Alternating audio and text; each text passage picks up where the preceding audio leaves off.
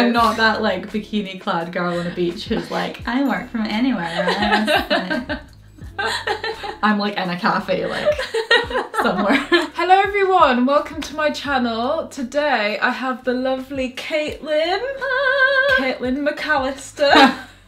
Get ready for the Scottish accent. That's literally the worst Scottish accent. McAllister. It's just non-existent. Caitlin is a copywriter, blogger, social media wizard, all-rounder. I want to talk to you about your writing journey, quitting your job, because you quit your job to work full-time for yourself, how you got to being a self-employed woman, and the whole digital nomad lifestyle, what that's really like.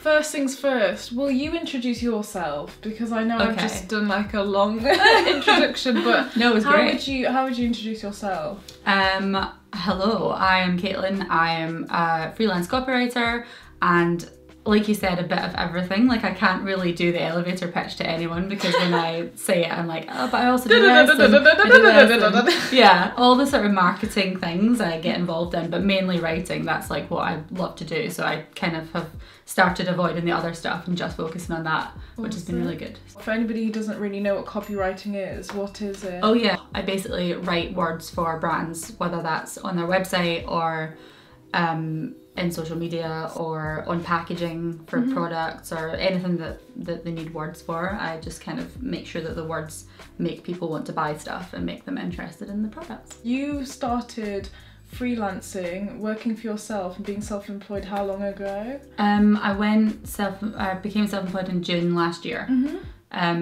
Before that I was I worked as a marketing assistant and then the content manager for a beauty brand, which was amazing. I did that for like 2.5 years, and then like a lot of people, I think maybe in London, you kind of just do a lot of long hours and then soul search and think, what do I want to do? And yeah, I kind of burned out and then thought, I've always wanted to do this by myself, and I have like my own clients and stuff like that. So I went part-time first of all for maybe a month or so, and then eventually just went full freelance. But it's good because a lot of my friends work there. Like I had a really good relationship with the people there, so I've now become, they're like my main client pretty much. I do a lot of work for them, so nice. Very good, yeah. Something that you said as well, which is important, is the whole idea of like having a good relationship with where you did work as well. If you feel like you've got that itch to kind of go and do something on your own, it kind of shows that it's always worth talking to your employer, because there could be ways around it. Yeah, definitely. There could be ways like working part-time for them, like you said, and then, or like now you freelance for them, and that's such a good way to still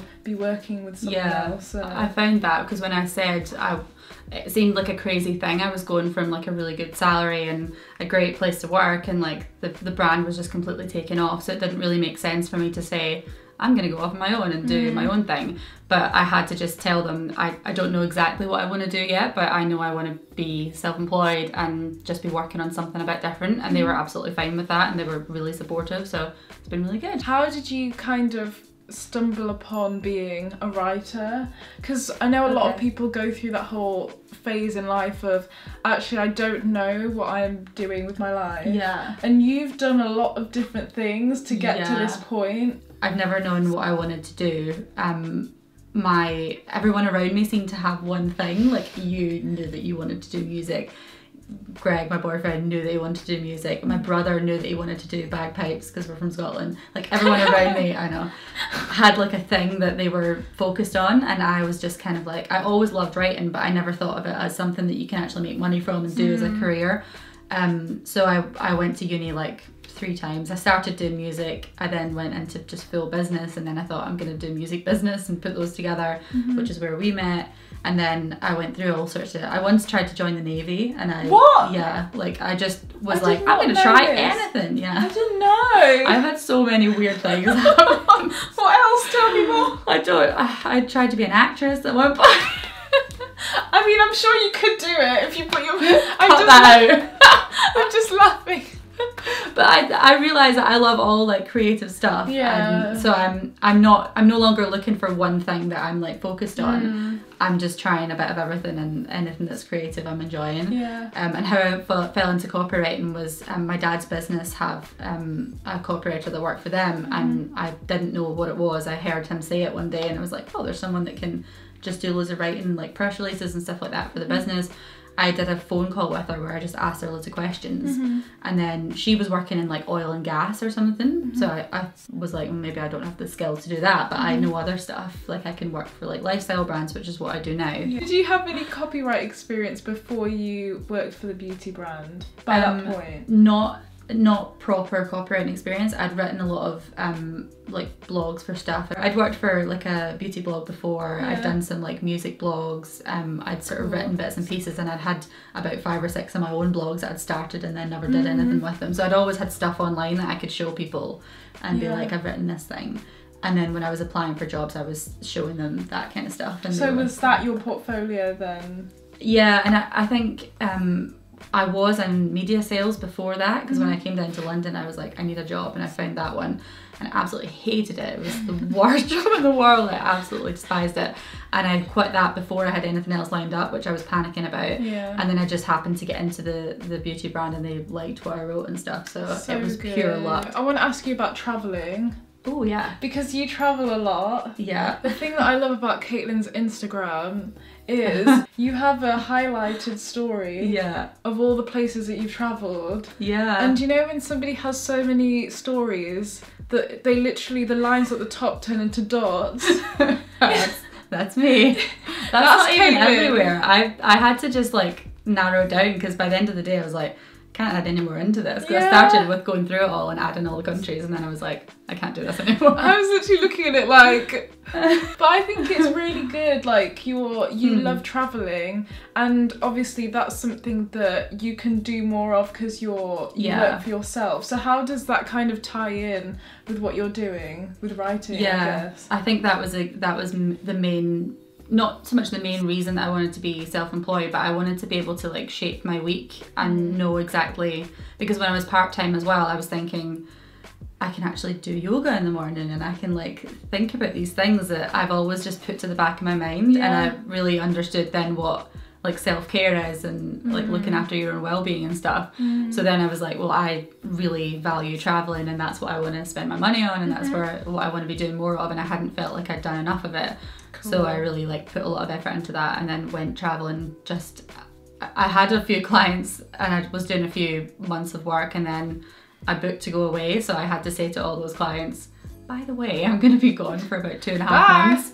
And actually I ended up with a good relationship with all of them, so as soon as I came back, everyone asked me to work again. That's so good. I was doing a bit of work while I was away and stuff, so it was really good. But that was really important to me, to make sure that I had made time for traveling, basically. I'm still trying to do that in little spells. I love that, because as well there's a whole generation of people, the digital nomads. Oh yeah. The people who are working from their laptops, traveling the world. How did you find traveling and writing, and like where do you see it going?